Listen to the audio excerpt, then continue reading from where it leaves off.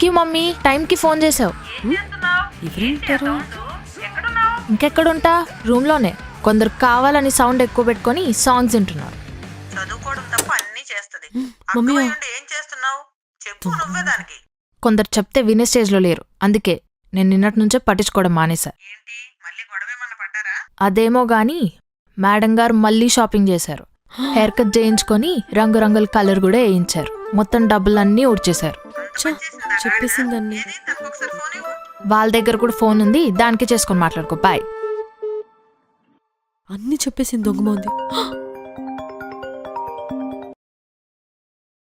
Hello, అమ్మ చెప్పమ్మా. ఏంటి చెప్పేది గాడిదా? లాస్ట్ వీక్ కదా చేసావు, ఎన్నిసార్లు చేస్తావు షాపింగ్? అందరూ జుట్టు లేక ఏడుస్తుంటే నువ్వు జుట్టు కత్తిరించుకొని ఏం చేస్తావే?